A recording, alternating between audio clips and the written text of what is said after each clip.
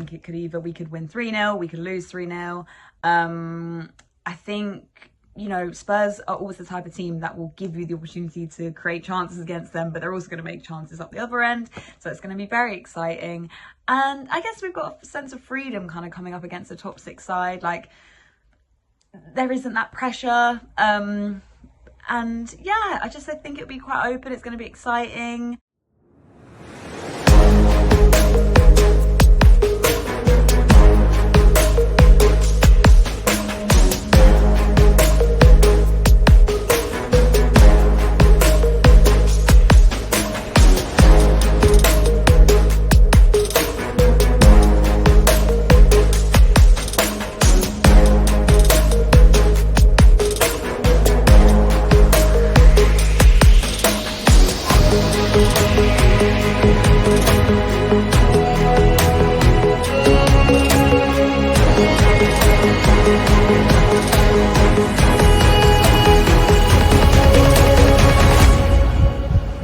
Hi, I'm Isabelle Barker. I'm a die-hard Fulham fan. I feature on the Fulhamish podcast and I'm a sports reporter as well.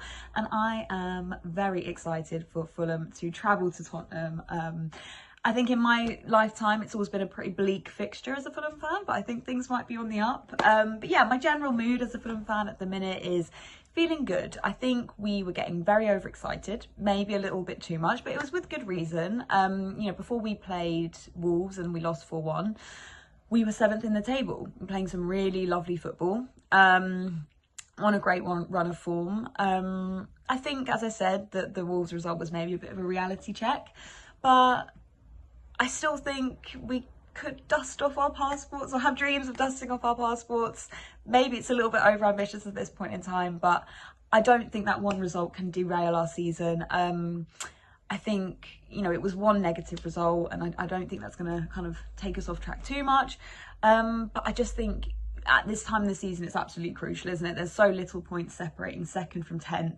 I think a run of maybe poor results can kind of cut you adrift of the pack. So I think that's something to bear in mind. I think that kind of consistency going forward is super important. But in terms of our boss, Marco Silva, I absolutely love him. The players love him, which is the main thing. I know that from working with the club that people have absolutely bought into Marco Silva's vision. It's kind of giving us a whiff of the glory days under Roy Hodgson and those kind of record points tally.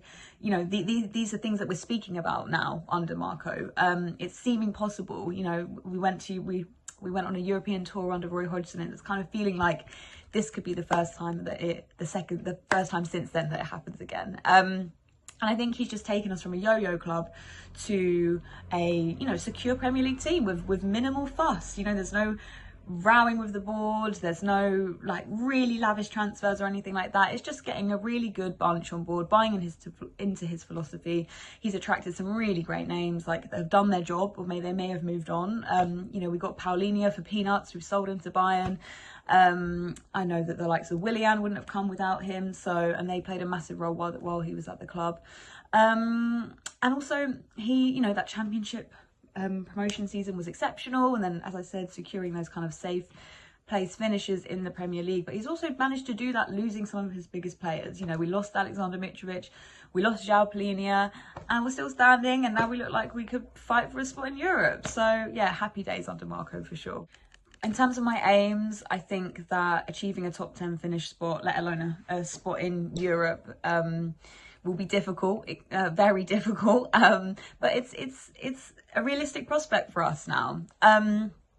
You know, we're a brilliant side, but we're kind of in that mix of teams that not right at the top or not at relegation. So it's just that real battle. And as I said, it's so close at the minute between 2nd and 10th. So few points separating them that, you know, a run of wins can get you into Europe. A run of losses, you'll be fighting relegation. So it's just a kind of crazy time of year. But I think we were also going into this Christmas period with a few ominous looking games as well. You know, you've got the Spurs game, obviously.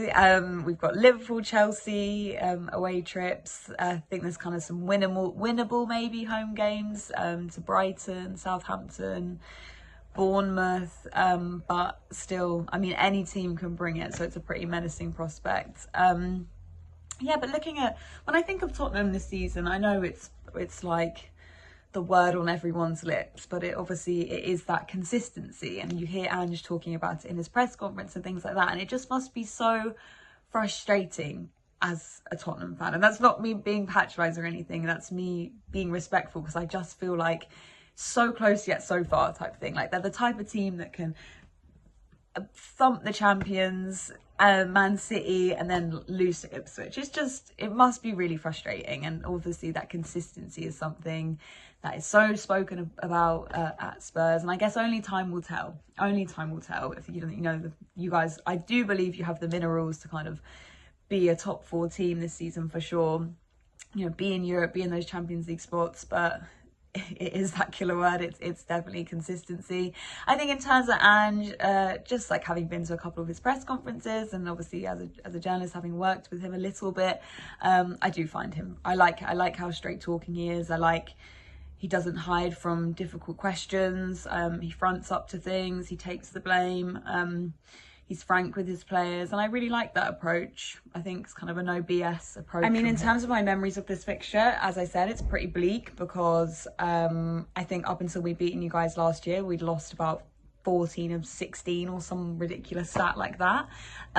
So my memories are always my dad being in a very grumpy mood, coming back from a Fulham Tottenham match. Or absolute heartbreak. I remember Harry Winks scoring a header at the Cottage in the dying seconds. A horrendous handball call with Lamina in recent years when you guys were playing under Jose Mourinho. Yeah, the list of bleakness is pretty endless. But I mean, last year, just beating you guys 3-0 at the Cottage, Rodrigo Muniz, we're banging in 2 goals. I think we'd lost, as I said, we lost so many games against you before that. I think it was just such a relief and such a deserved victory. In terms of the player that I fear the most, I would have to say Kulusevski. I was chatting to my colleague Dean, who's an absolute Spurs expert, and he got me kind of quaking in my boots about him. He's just saying he can play absolutely everywhere, in the middle, off the front, on the wing. Absolute workhorse, got an absolute engine on him, so fit, and he's finally getting the kind of attention he deserves after that City game. But then obviously you've got a great team. You've got Maddison, Solanke too to be afraid of. So yeah, there's a few names in there for sure. In terms of team news and our setup and that sort of thing, I think the question on everyone's lips was Joachim Andersen going to be fit for this match? I think he's an absolute brick wall at the back for us. And Marco obviously answered that question in his press conference, kind of saying he's going to be out for some games. It wasn't what we wanted to hear as Fulham fans. We rely on him so much.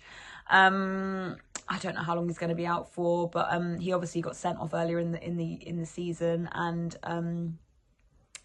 Issa Diop came in, and I thought he did quite well, so I'm not too bothered about that. I guess that'll probably be how it pans out. But I think in terms of our players to watch, I'd look obviously at Raul Jimenez. I think he's kind of, Fulham have given him a home when no one else did.